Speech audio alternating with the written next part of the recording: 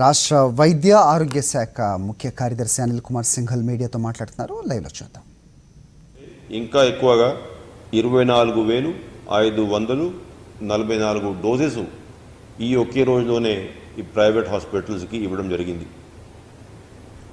అసలు మనకి టోటల్ హాస్పిటల్లో ఉన్నటువంటి పేషెంట్ సంఖ్యతో మనం పోల్చుకుంటే చాలా ఎక్కువ డోసెస్ మనం ఈ ప్రైవేట్ హాస్పిటల్స్కి అదేవిధంగా గవర్నమెంట్ హాస్పిటల్స్కి ఇస్తూ ఉన్నాం.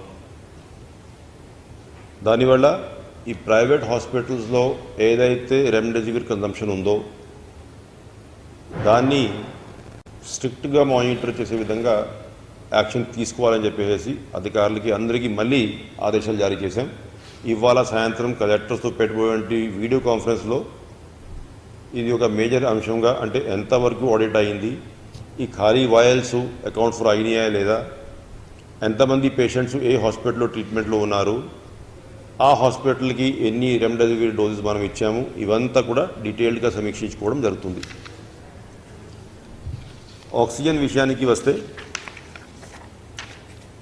మన అలాట్మెంటు 590 టన్నులు అయితే అక్కడ ఈ ఒరిస్సాలో ఉన్నటువంటి స్టీల్ ప్లాంట్స్ సహకారంతో గవర్నమెంట్ ఆఫ్ ఇండియాతో ఎప్పటికప్పుడు సంప్రదింపులు చేయించి కొంచెం ఎక్కువగా ఇవాళ మనం 620 టన్నులు అలాట్మెంటు మనం డ్రా చేయడం జరిగింది.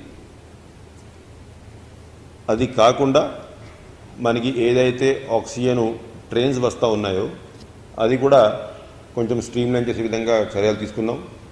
అసలు ఈ జామ్నగర్ రిఫైనరీ నుంచి ఈ గుజరాత్లో ఈ సైక్లోన్ ఎఫెక్ట్ వల్ల ఈ జామ్నగర్ రిఫైనరీ నుంచి మనం జామ్నగర్ స్టీల్ ప్లాంట్ నుంచి మనం ఏమైనా తీసుకుంటే అవకాశం ఉంటుందా లేదా అనేది మనం అప్పుడు ట్రై చేస్తూ ఉంటే ఇవాళ కూడా ఆ జామ్నగర్ నుంచి ఒక ట్రైను 4 కంటైనర్లు మనం అక్కడ నుంచి డిస్పాచ్ అయినాయి.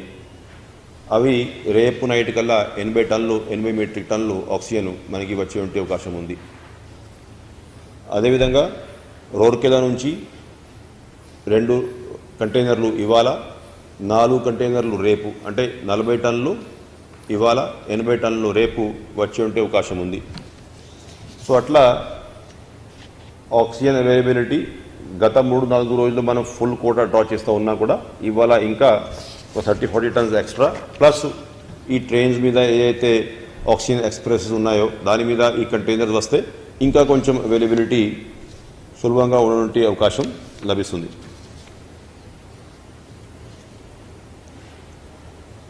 సో ఈ కోవిడ్ కాల్ సెంటర్ విషయానికి వస్తే 12,629 కాల్స్, దాంట్లో ముఖ్యంగా 5,286 కాల్స్ ఇన్ఫర్మేషన్ కోసం, 2,747 కాల్స్ హాస్పిటల్ అడ్మిషన్ కోసం. అయితే గత ఒక వారం నుంచి మనం చూసుకున్నట్లయితే అంతకుముందు మనకి హాస్పిటల్ అడ్మిషన్ కోసం దాదాపు 3,800, 3,500 అట్లా కాల్స్ వచ్చేవి. ఇప్పుడు 2,600, 2,700 అట్లా కాల్స్ అడ్మిషన్ కోసం వస్తున్నాయి. అదేవిధంగా టెస్ట్ రిజల్ట్స్ కోసం కూడా 1,617 కాల్స్ ఇవాళ వచ్చినాయి.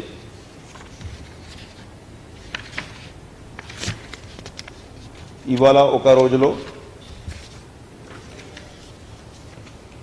16,000 మందికి మనం ఫోన్లు చేసి ఎవరైతే హోమ్ ఐసోలేషన్లో ఉన్నారో, ఎవరైతే ఈ ఫీవర్ సర్వేలో మనకి సస్పెక్ట్ కేసెస్ కనుక్కోవడం జరిగింది, వాళ్ళందరితో కూడా డిస్కషన్ చేసుకొని వాళ్ళకి కావాల్సినటువంటి సలహాలు సూచనలు ఇవ్వడం జరిగింది. మొత్తం కలిపి ఈ 3 రోజుల పాటు ఏదైతే ఫీవర్ సర్వే మనం నిర్వహించాం దాంట్లో అప్రాక్సిమేట్లీ 90,000 మంది ఈ సస్పెక్ట్ కేసెస్ ఉన్నట్లు గుర్తించారు. First round of fever survey అంటే అంతకుముందు జరిగిన ఫీవర్ కాకుండా ఇప్పుడు ఏదైతే మళ్ళీ ప్రారంభించాం దాన్ని మనం ఫస్ట్ రౌండ్ ఎందుకు అంటున్నామంటే ఇప్పుడు మళ్ళీ సెకండ్ రౌండ్ కూడా దీంట్లో కంటిన్యూస్గా మనం నిర్వహిస్తాం కాబట్టి ఫస్ట్ రౌండ్ చెప్తాను నేను. సో ఈ రౌండ్ ఆఫ్ సర్వేలో ఏదైతే 90,000 మంది మనం గుర్తించామో దాంట్లో నిన్నటి వరకు దాదాపు 50,000 మంది శాంపిల్స్ కూడా మనం కలెక్ట్ చేయడం జరిగింది. ఆ శాంపిల్స్ ఇవన్నీ కూడా టెస్ట్ రిజల్ట్స్ ఇప్పుడు ఇస్తూ ఉన్నాం. కొంతమందికి ఇవాళ ఇచ్చేసారు, మిగతా వాళ్ళకి రేపు ఆ రిజల్ట్స్ కూడా తెలియజేస్తాం. ఈ సర్వే పూర్తి అవ్వగానే మళ్ళీ next round of fever survey ప్రారంభించుకోవాలనేది జిల్లా అధికారులకి తెలియజేశాం.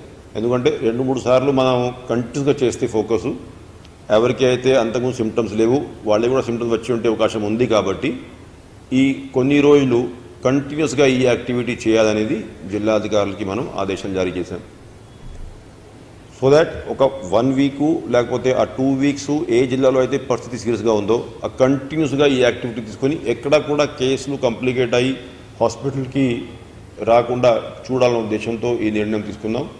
ప్రతి ఒక్కరికి ఈ హోమ్ ఐసోలేషన్ కిట్స్ కూడా వెంటనే ఇవ్వాలనేది ఇన్స్ట్రక్షన్స్ జారీ చేశాం.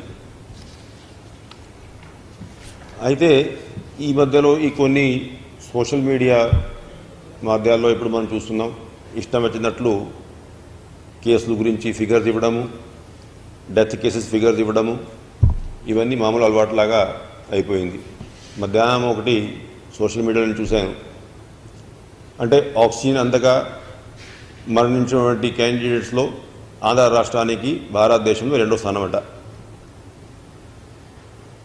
అసలు ఎక్కడి నుంచి ఇన్ఫర్మేషన్ తీసుకుంటున్నారు, ఏ ఇన్ఫర్మేషన్ తీసుకుంటున్నారు, ఎందుకు రాస్తున్నారు తెలియలేనటువంటి పరిస్థితి. ఊరికే ప్రజల్ని భయభ్రాంతం చేసేటువంటి కార్యక్రమం అలవాటుగా మారింది కొంతమందికి.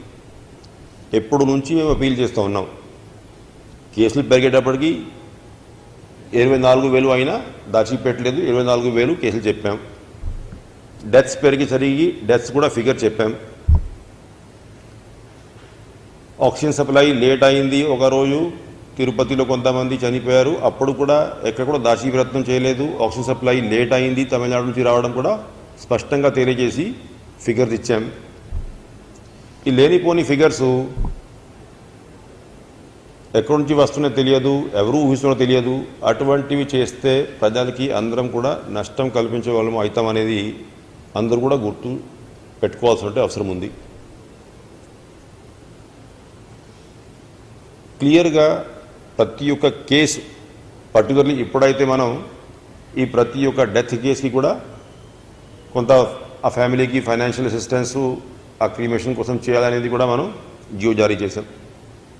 15,000 రూపాయలు ప్రతి ఒక్క కేసు అకౌంట్ ఫర్ చేస్తూ ఉన్నాం. ప్రతి ఒక్క కేసుకి అటువంటి సహాయం ఫ్యామిలీకి సహాయం చేసేటువంటి కార్యక్రమం తీసుకుంటూ ఉన్నాం. అటువంటి పరిస్థితుల్లో ఈ ఫిగర్ దాచే ప్రయత్నం చేసుకోవాల్సిన అవసరం లేదు, ఎవరైనా ప్రయత్నించినా చేయలేనటువంటి పరిస్థితి ఉంటుంది. ఎందుకంటే ప్రతి ఒక్క కేసు మనం అకౌంట్ ఫర్ చేసుకొని ఆ కుటుంబానికి ఆ సహాయం చేయాలి. దాన్ని పని కట్టుకొని అదేవిధంగా ఇందాక తెలియజేశారు, ఏదో ఈ మనం కర్ఫ్యూ టైమింగ్స్ అయితే పెట్టాము, మధ్యాహ్నం 12 నుంచి ఎర్లీ మార్నింగ్ 6 గంటల వరకు, ఉదయం 6 నుంచి 12 గంటల వరకు ఏదైతే నార్మల్ యాక్టివిటీ టైమింగ్ పెట్టామో దాంట్లో కూడా మార్పు ఉంటుందనేది ఇది ఒక కొత్త మొదలైంది. స్పష్టంగా చెప్పాం, ఏదైతే మనం 5వ తేదీ ఉదయం నుంచి 18వ తేదీ ఉదయం వరకు ప్రకటించాము ఫస్ట్, దాన్ని మనం 31వ తేదీ వరకు ఎక్స్టెండ్ చేసాం. ఉదయం 6 గంటల నుంచి మధ్యాహ్నం 12 గంటల వరకు యాక్టివిటీసు, ఎకనామిక్ యాక్టివిటీస్ కానీ ఇవన్నీ కానీ సమానంగా జరుగుతూ ఉంటాయి. మధ్యాహ్నం 12 దాంట్లో సెక్షన్ 144 ఉంటుంది. గుంపులుగా క్రౌడ్ గ్యాదర్ అయ్యే అవకాశం ఉండదు. కొన్ని యాక్టివిటీస్ మనం ఈవెన్ మధ్యాహ్నం 12 నుంచి ఉదయం 6 వరకు ఏదైతే కర్ఫ్యూ పెట్టాం దాంట్లో మినహాయించాం. దాంట్లో కొన్ని ఇండస్ట్రియల్ ప్రొడక్షన్ యూనిట్స్ ఉంటాయి, అగ్రికల్చర్ యాక్టివిటీస్ ఉంటాయి, అగ్రికల్చర్ కావాల్సిన ప్రొక్యూర్మెంట్ కావాల్సిన ఐటమ్స్ ఉన్నాయి, పోర్ట్ ఆపరేషన్స్ ఉన్నాయి, హాస్పిటల్స్ ఇవన్నీ ఎలాగా ఉన్నాయి, బ్యాంక్ ఆపరేషన్స్ ఉన్నాయి. ఇవన్నీ ఏదైతే మనం మినహాయింపు ఇచ్చాం ఆ యాక్టివిటీ కొనసాగుతూ ఉంటాయి. దాంట్లో ఈ రోజువారీగా అంతకుముందే మేము ఈ కర్ఫ్యూ మళ్ళీ ఇంకా 2 వారాలు 31 తేదీ వరకు ఎన్హాన్స్ చేయాలి, పెంచుకోవాలి వ్యవధి నిర్ణయం తీసుకున్నప్పుడు కూడా చాలా మీడియాల్లో ఏదో లాక్డౌన్ చేయబోతున్నారట రేపటి నుంచి, అవన్నీ ఒక 3-4 పేపర్లో అది సోషల్ మీడియాలో అది వైరల్ చేశారు. ఇప్పుడు ఈ రకరకాలుగా మనం ప్రజలకి కన్ఫ్యూజన్ సృష్టిస్తుంటే దానివల్ల ఉపయోగం ఎవరికి లేదు, నష్టం తప్ప ఫలితం లేదు. సో దానివల్ల ఏంటంటే రోజువారీగా ఇప్పుడు మనం ప్రెస్ కాన్ఫరెన్స్ పెట్టి ఉన్నటువంటి ఇన్ఫర్మేషను, ఫిగర్సు, గవర్నమెంట్ తీసుకోవాల్సిన చర్యలు ఇవన్నీ కూడా వివరిస్తూ ఉన్నాం. కాబట్టి ప్రజలు ఎవరు కూడా ఈ లేనిపోని రూమర్స్ని నమ్మొద్దని చెప్పేసి నేను మీ ద్వారా అందరినీ నేను రిక్వెస్ట్ చేస్తూ ఉన్నాను. ఇక్కడ ప్రెస్ కాన్ఫరెన్స్ పెట్టేటప్పుడు అడిగేటువంటి ప్రశ్నలు ఏదైతే ఉన్నాయో క్లియర్గా సమాధానాలు ఇస్తూ ఉన్నాం. ఒక్కోసారి ఇన్ఫర్మేషన్ లేకపోతే రేపు ఆ ఇన్ఫర్మేషన్ ఇస్తాం, అది కూడా తెలియజేస్తూ ఉన్నాం. కాబట్టి అందరూ కూడా దీంట్లో సహకరించాల్సిందిగా రిక్వెస్ట్ చేసుకుంటూ ఇంకా ఎన్ని క్వశ్చన్స్ ఉంటాయి.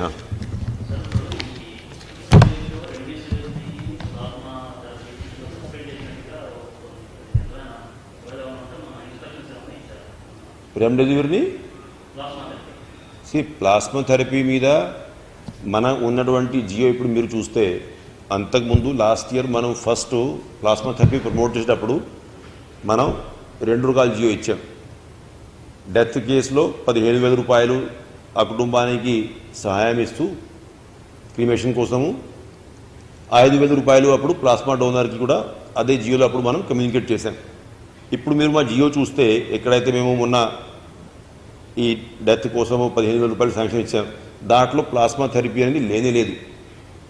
మేము ముందే పెట్టలేదు దాన్ని, అర్థమైంది కదా. సో ఇది క్లియర్గా ఉంది. సరే, గవర్నమెంట్ ఆఫ్ ఇండియా సైంటిఫిక్ ఒపీనియన్ని బట్టి టైం టు టైం గైడెన్స్ ఇస్తూ ఉంటుంది. బట్ మనం ఇప్పుడు ఏం చేస్తామంటే మన ఏదైతే రాష్ట్రంలో టెక్నికల్ కమిటీ ఉందో ఈ ట్రీట్మెంట్ ప్రోటోకాల్స్